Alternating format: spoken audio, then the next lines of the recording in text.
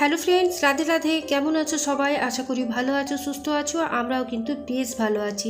আরও একবার মো লাইফস্টাইল ব্লগে তোমাদের ওয়েলকাম আর অনেক অনেক ভালোবাসা দিয়ে আজকের ব্লগটা শুরু করলাম। আর বড়োদেরকে জানাই শুভ বিজয়ার প্রণাম আর ছোটোদেরকে আমার আন্তরিক থেকে ভালোবাসা। তো যাই হোক, অনেক দিন পর আজকে আবার ব্লগ দিচ্ছি, যেহেতু এতদিন ধরে ঘরের পুজো, বুঝতেই পারছো পরিস্থিতি কী আর ঘরের অবস্থা যা হয়ে আছে সেটা তোমাদেরকে পরে দেখাচ্ছি। তো তার আগে ভাবলাম অনেক দিন হেয়ারের যত্ন হয়নি, তাই আগে ফার্টিলাইজারটা লাগিয়ে তারপর এখন ঘরের কাজকর্ম শুরু করব। তো দেখো, এদিকে ছেলে ঘুমোচ্ছে, তারপর বেডরুমের অবস্থা এই, রান্নাঘর অবস্থা চারিদিকে ছড়িয়ে ছিটিয়ে আছে, আর ছোটো রুমটারও তাই। আর আজকের যে ভিডিওটা সেটা হচ্ছে শনিবারের, সেই ভিডিওটাই তোমাদের কাছে আমি শেয়ার করছি। তো চলো আমি ঝটপট কাজগুলো সেরে নিই।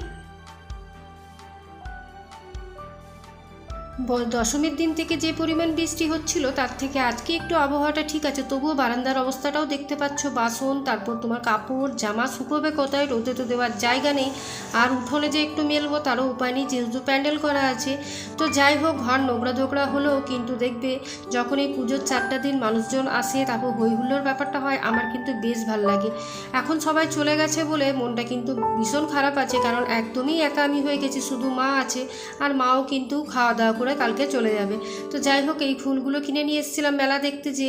আর এখন দেখো সব ঘরগুলো ক্লিন করে নিচ্ছি। তো ভাবলাম ছেলে যতক্ষণ বড় বেডরুমে ঘুমাচ্ছে, তো আমি ছোট বেডরুমটা ভালোভাবে ক্লিন করে দিই।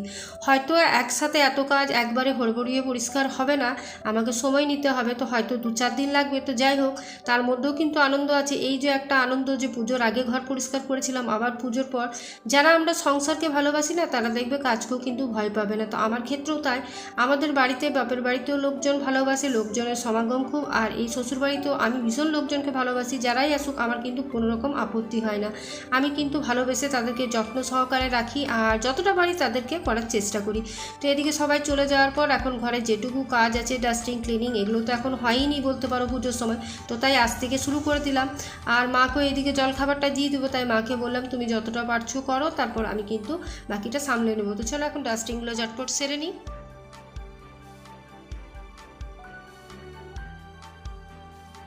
ঘরের মধ্যে জানো তো ধুলো ময়লার থেকে প্লাস্টিক আর তোমার ওই পেপার, এগুলো বেশি, যেহেতু যে যেখানে পেরেছি আমরা পড়েছি। আর যে র্যাপারগুলো থাকে শাড়ির মধ্যে, তারপর চুড়িদারের মধ্যে, সেগুলো ট্যাগগুলো ফেলে ফেলে সবাই আমরা রেখে দিয়েছি, আর ওগুলো হাওয়া দিয়ে দিয়ে কিন্তু সব ডিমান্ডের নিচে। তো সেগুলো বের করতেও কিন্তু আমার বেশ সময় লেগেছিল। আর এখন ভাবলাম যে ড্রেসিং টেবিল, এগুলো যতটা পারি ততটা করে নিই, হড়বড়িয়ে একটা কাজও করব না। যেহেতু আজকে কোনো রুটিন মাফিক আমি কাজ করছি না, যে কাজটা আমার মনে হচ্ছে করতে হবে আজকে তাড়াতাড়ি, সেটাই আমি করে নিচ্ছি। কারণ আমি চাই রেস্ট দিয়ে দিয়ে কাজগুলো করব। তারপর তো মন্দিরটা আছে, তোমাদেরকে তো বলেইছিলাম মন্দির একদিন ধুতে হয়েছিল, তারপর বাসন কুসন সেগুলো পরিষ্কার করতে হয়েছিল, সেই ভিডিওটাও বানিয়েছিলাম। তো জানি না কিভাবে ডিলিট হয়ে গেছে। আর অনেক ভিডিওরই তোমার মানে আমি ক্লিপ নিয়েছিলাম, সেগুলো আবার ভিডিও মানে ডিলিট হয়ে গেছে, তো সেগুলো তোমাদের সাথে শেয়ার করতে পারলাম না। আর এদিকে রান্নাঘরটাও বড্ড অগোছালো হয়ে আছে, তো ভাবলাম আগে রান্নাঘরটাই আজকে ভালোভাবে পরিষ্কার করি। দেখবে জায়গার জিনিস জায়গার মতন যখন ঘর ফাঁকা হয়ে যায়, তখন যদি না রাখা হয় তখন দেখতে কিন্তু খারাপ লাগে।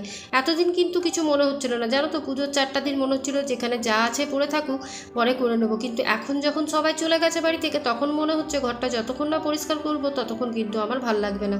যেহেতু একা থাকি, সেই জন্যই মনে হয় সবসময় ঘর ক্লিন থাকুক। আর পুজোর সময় বা লোকজন আসার সময় তো একটা ব্যাপার থাকে, যতই আমরা ঘর গুছিয়ে রাখি সেটা কিন্তু মানে গুছিয়ে রাখা সম্ভব হয় না। তো চলো এখন ভালোভাবে রান্নাঘরটাকে পরিষ্কার করে নিই। আর আজকে ঘুম থেকে উঠতেও কিন্তু ভীষণ দেরি হয়ে গেছিলো, যেহেতু ওই তোমার রাত্রেবেলা একটু দেরি করেই ঘুমিয়েছি, ঠাকুর দেখে এসেছি। আমরা যেহেতু পুজোর 4 দিন তো একদমই বেরোতে পারি না, সামনে সামনে হয়তো কয়েকটা দেখে আসি, সেই একাদশীর দিন গাড়ি করে বাইরে ঘুরতে যাই। তো ঘুরে আসতে আসতে আমাদের প্রায় অনেকটাই রাত হয়ে গেছিলো। তারপর ঘরে এসে নিজের একটু পরিচর্যা করা, তারপর ড্রেস এগুলো গুছিয়ে রাখা, তো ওই করতে করতে প্রায় অনেকটাই রাত হয়, ঘুমিয়ে গেছিলাম। আর উঠেছি প্রায় ওই 7টা, 7:30 নাগাদ। তো ওই উঠে পরেই কিন্তু একদম ঘরের কাজে হাত দিয়ে দিয়েছি। আর এদিকে মাকে চাউমিনটা বানাতে বলেছিলাম, তো মা বানিয়ে নিয়েছি। তো চলো মাকে এখন খেতে দিয়ে দিই। আর তোমাদের সাথে রান্নাবান্নাগুলো শেয়ার করলাম না, তো তাই ভাবলাম একটু পুজোর ভিডিওগুলো তোমাদের সাথে ছোট্ট করে শেয়ার করি। অনেক ক্লিপ নেওয়া হয়েছিল, তো যেগুলো আছে সেগুলোই তোমাদের সাথে শেয়ার করছি। তো দেখতেই পাচ্ছ সপ্তমীর দিন আমরা মাকে দোলায় আনতে চললাম। আর তারপর পুজো মানে বুঝতেই পারছো ফটো তোলা তো আছে, তো সেই সবাই মিলে এক এক করে ফটো তুলছিলাম। আর রাস্তায় আমাদের কিন্তু এখানে পরপর 3টে পুজো হয়, তো 3টে দোলাই আনা হয়। তো দেখো এখনই রাস্তায় তোমাদেরকে দেখাবো, আমরা এখন যাচ্ছি আর আরেকটা দোলা কিন্তু আসছে। এই পুজোর 4টা দিন কিন্তু ভীষণ আনন্দ আনন্দ লাগে তোমাদেরকে বলে বোঝাতে পারবো না। যারা একসাথে একই ফ্যামিলিতে অনেক মেম্বার্স মিলেমিশে থাকো তারাই একমাত্র জানবে যে আনন্দটা কী। তো এখন দেখো এখানে চলে এসেছি, এখন নবপত্রিকার পুজো হচ্ছে। সবার পুজোতেই কিন্তু মায়ের মূর্তি হয়, আমাদের কিন্তু শুধুমাত্র নবপত্রিকার পুজো হয়। জানি না কোনো একটা কারণ আছে যে কারণে কোনো মূর্তি করা হয় না। তো এদিকে চলো দোলাটা নিয়ে যাওয়া হবে, সেটাও তোমাদের সাথে শেয়ার করি।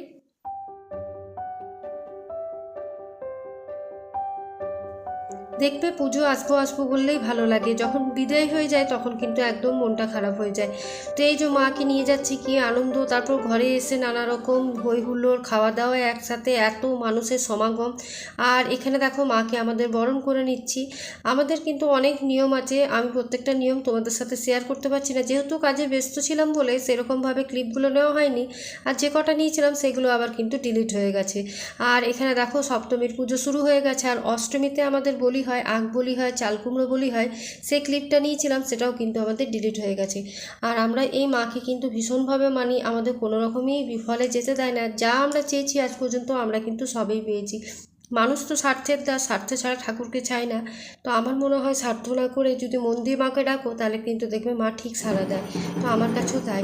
এরপর সন্ধ্যা আরতি হচ্ছিল, তো আমার ছেলেই কিন্তু ঢাকটা বাজাচ্ছিল, ঢাকিওয়ালাকে ঢাকটা বাজাতে দেয়নি। আর ঢাকিওয়ালা যে সে বহু পুরনো, আমাদের অনেক দিন ধরে কিন্তু ঢাক বাজায়, তো সেও ঘরের মতন একটা মেম্বার হয়ে গেছে।